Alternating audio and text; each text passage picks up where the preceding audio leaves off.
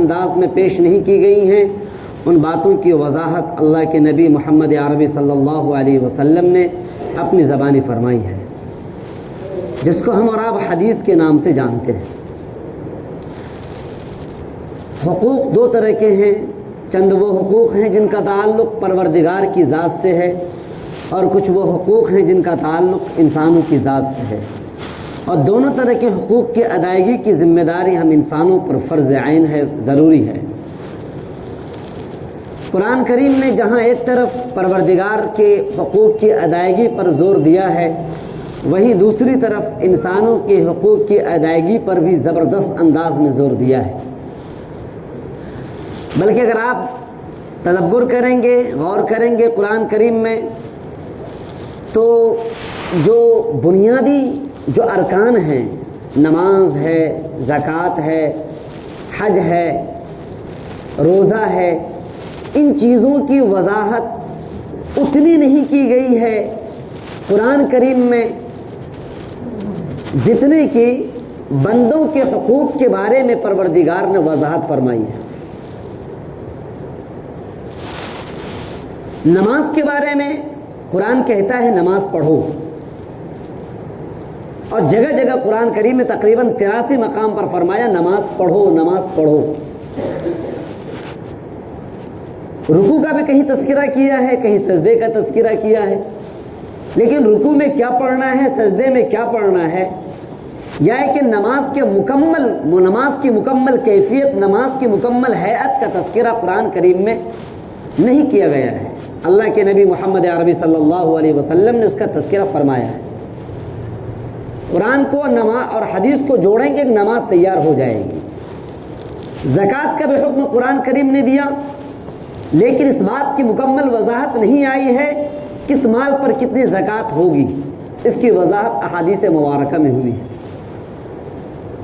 غرض یہ کہ جو اللہ تبارک و تعالیٰ کے اپنے حقوق ہیں، اپنے حقوق کی وضاحت کھول کھول کر تذکرہ اس طرح نہیں کیا ہے جس طرح سے پروردگار نے انسانوں کے حقوق کا تذکرہ اور انسانوں میں خاص طور سے بیٹیوں کے حقوق کا تذکرہ فرمایا ہے۔ یہاں تک کہ سورۃ النساء، النساء کے معنی عورت کے آتے ہیں، باضابطہ عورت کے نام سے ایک سورت کا نزول ہو گیا، اور پورا ایک چیپٹر پروردگار نے نازل فرمایا ہے قرآن کریم میں میراث سے متعلق۔ سوال یہ پیدا ہوتا ہے، ہم انسانوں نے خاص طور سے جو یہاں مسلمان بیٹھے ہوئے ہیں، نماز کی پابندی کرتے ہیں، ان کی پیشانی پر کالا نشان پڑا ہوا ہے، اللہ کے راستے میں نکلتے ہیں، ان کے ہاتھ میں تسبیحات ہوا کرتی ہیں، اللہ کے راستے میں نکلتے ہیں، حج اور عمرے کا بھی اہتمام کرتے ہیں، اللہ کے سامنے ہاتھ پھیلاتے ہیں، دعاؤں کا بھی اہتمام کرتے ہیں، دعاؤں کے ذریعے سے ہم نے اپنے آپ کو مطمئن کر دیا، نماز کی پابندی کر لی، ہم نے اپنے آپ کو سمجھ لیا کہ اب میں جنت کے حوالے کر دیے جاؤں گا۔ لیکن کیا کبھی ہم نے یہ سوچا کہ ہم نے اپنی بیٹیوں یا ہم نے اپنے بہنوں کے حقوق کو دبایا ہے، اور کیا اپنے بہنوں اور اپنے بیٹیوں کے حقوق کو دبا کر کیا ہماری نماز بھی قبول ہو جائے گی، ہمارے روزے بھی قبول ہو جائیں گے؟ احادیث مبارکہ میں تو یہاں تک ارشاد فرما دیا گیا ہے، ایک انسان ہے جو حج کرنے کے لیے جا رہا ہے اور وہ اللہ کے دربار میں کھڑے ہو کر ہاتھ پھیلاتا اور کہتا ہے پروردگار میرے گناہوں کو معاف فرما دے۔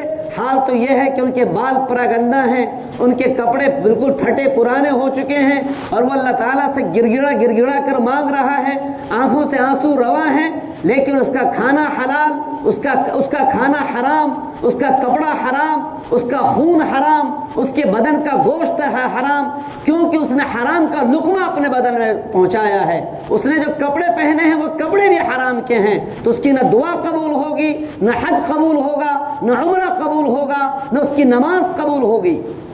اور ہم مطمئن ہو گئے ہیں کہ ہم نے نماز پڑھ لی، ہماری نماز قبول ہو ہی جائے گی۔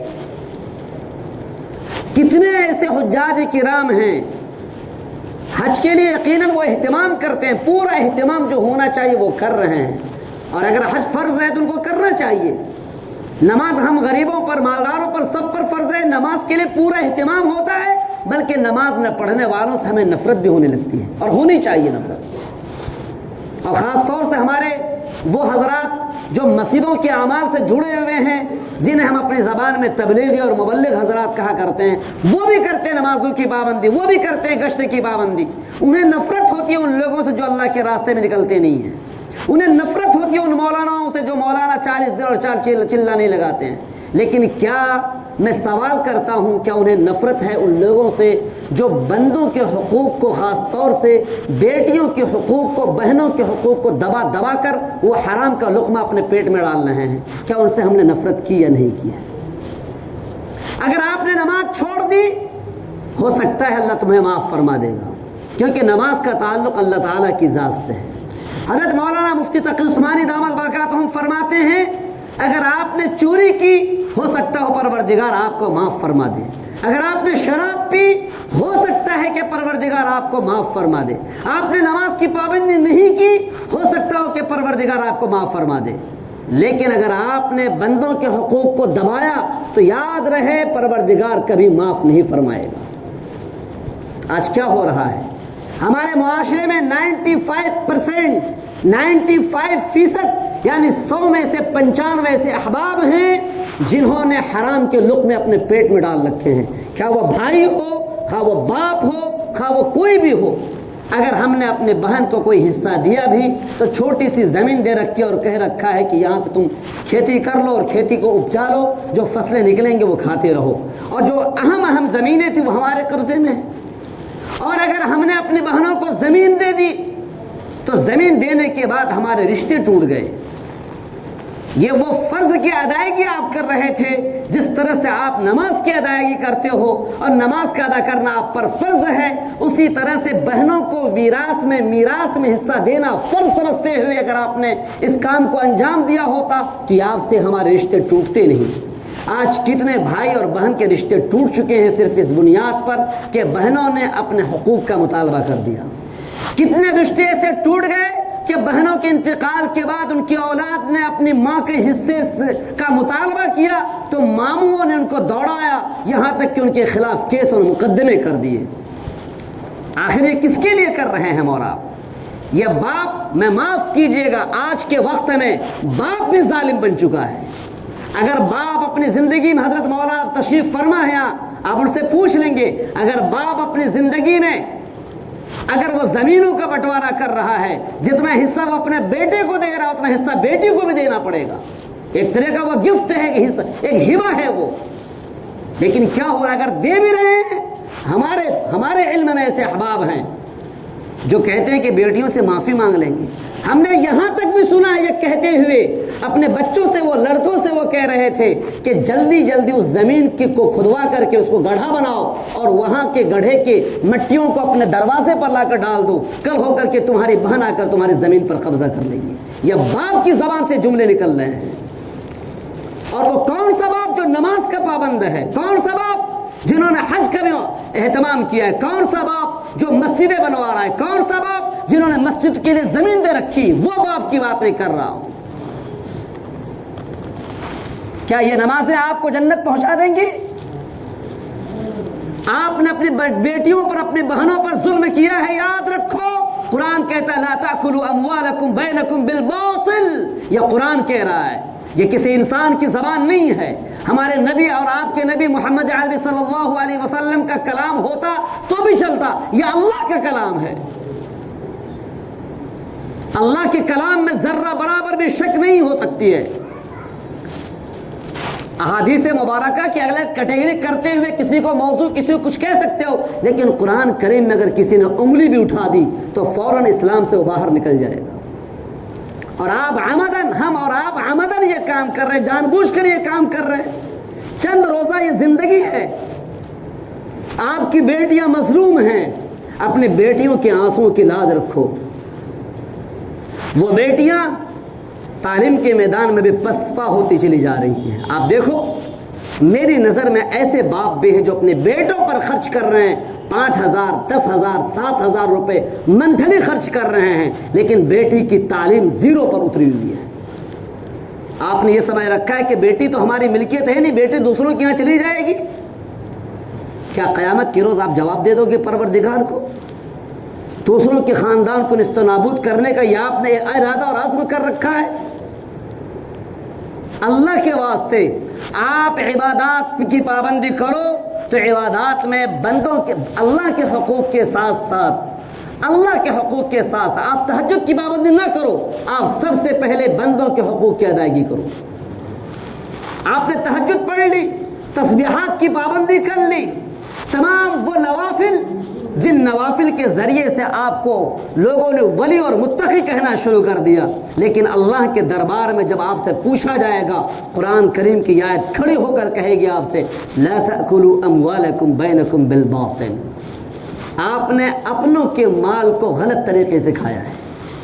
آپ نے لا تأکلوا اموالکم، اپنے مال کو مت کھاؤ باطل طریقے سے، اپنے مال کو، ایسا نہیں کہا کہ لا تأکلوا اموال غیرکم اموال الغیر، دوسروں کے مال کو مت کھاؤ، دوسروں کے مال کا تذکرہ نہیں کیا قرآن کریم نے، کہا اپنے مال کو باطل طریقے سے مت کھاؤ۔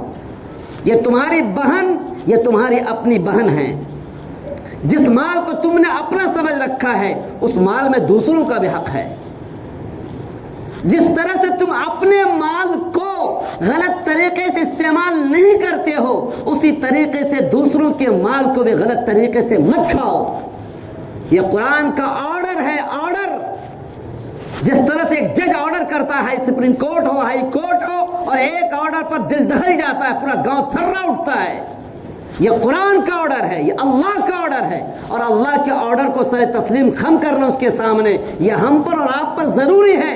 باپ کے آرڈر کے سامنے بیٹے نے انکار کر دیا، بیٹے نے کہا میں آپ کی بات نہیں مانوں گا، باپ نے فوراً قلم چڑھایا اور زمین سے ہانک کر دیا، گھر سے باہر نکال دیا، تم نے میری نافرمانی کی، میں تیرا باپ، تم نے میری نافرمانی کی۔ اور اے باپوں، میں آپ سے پوچھنا چاہتا ہوں، کیا آپ نے پروردگار کی نافرمانی نہیں کی؟ کیا آپ جواب دے دو گے پروردگار کے سامنے؟ کھڑے ہو جاؤ گے اپنی نمازوں کا تحفہ لے کر؟ آپ کی نمازیں آپ کے منہوں پر ماری جائیں گی، آپ کی زکوٰۃ آپ کے منہ پر مار دی جائے گی، آپ کا حج آپ کے منہ پر مار دیے جائیں گے۔ فضائل اعمال میں لکھا ہے 6 لوگوں نے حج کیا تھا، 6 لاکھ لوگوں کا حج اس کے منہ پر مار دیا گیا تھا۔ اللہ کے واسطے آپ اپنے اعمال کو سنواریں، اپنے اعمال کو سدھاریں، اور وقت ہے اپنے آنکھ کو لگنے سے پہلے، وقت ہے اپنے آنکھ کو لگنے سے پہلے میں ان لوگوں سے کہنا چاہ رہا ہوں جو صرف اپنی اولاد کی خاطر اپنی بہنوں پر ظلم کر رکھا ہے، میں ان سے کہہ رہا ہوں یہ اولاد تمہیں کام نہیں دے گی، یہ اولاد تمہیں کام نہیں دے گی۔ آپ مر جاتے ہو، تمہاری اولاد کو قرآن پڑھنا نہیں آتا ہے، مدرسے سے مولویوں کو بلا کر اور مدرسے سے حافظوں کو بلا کر قرآن پڑھوایا جاتا ہے۔ کون سی اولاد، جس اولاد کے لیے آپ نے اپنی بہنوں پر ظلم کر رکھا ہے، جو اولاد آپ کو جہنم کے لے جانے کا ضامن بن رہی ہے، اس اولاد کے لیے آپ نے زمینوں کو ہڑپا، قیامت کے روز یہی اولاد آپ کو جہنم میں لے جانے کا ذریعہ بنے گی۔ اور میں اولاد سے بھی کہوں گا، اگر آپ کے باپ ناجائز طریقے سے مالوں کو ہڑپ کرنے کی کوشش کرتے ہیں تو آپ کو علم بغاوت بلند کرنا پڑے گا اور کہنا پڑے گا ابا جان ایسے مال کو ہم اپنے منہ کے حوالے نہیں کر سکتے ہیں۔ اگر آج ہمارے نوجوان نسل طے کر لے کہ ہمارے باپ اگر ہماری بہن ہماری پھوپھیوں کا حق دباتے ہیں، ہم کو کھڑے ہو جانا ہے، انشاءاللہ ہمارا یہ معاشرہ درست ہو سکتا ہے۔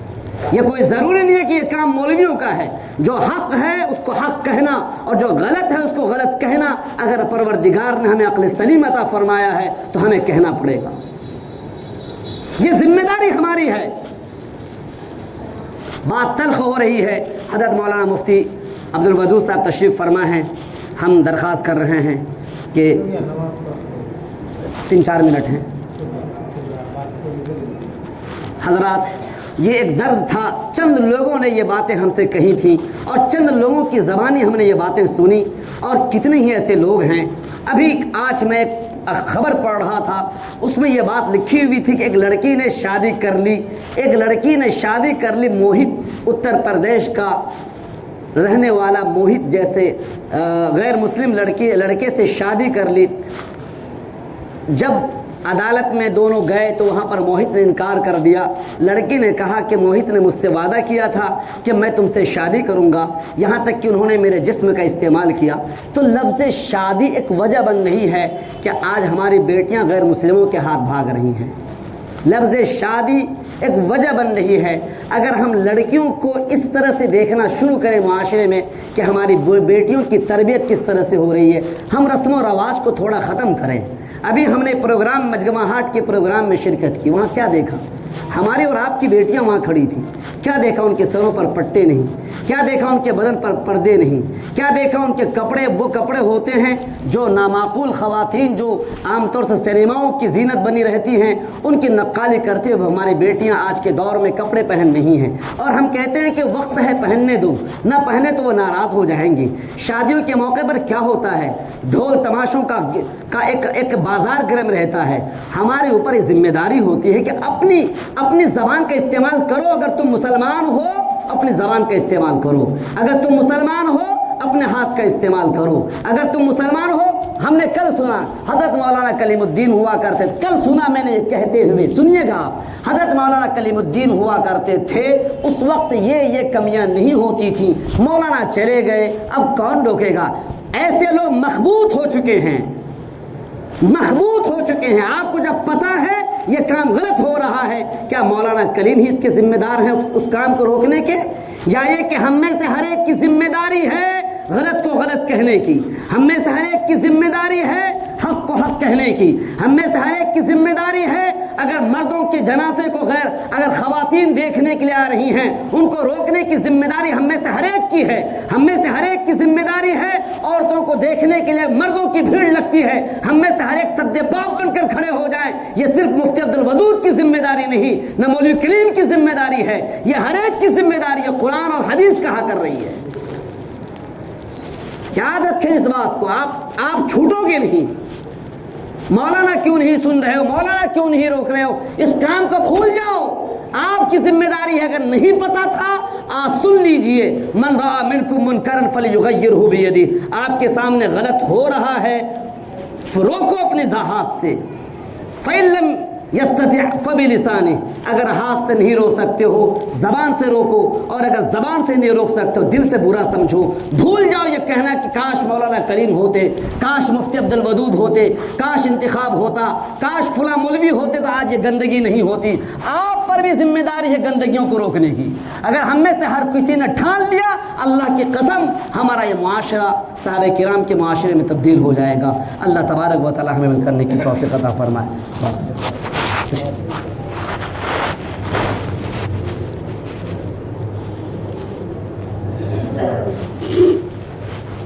Allah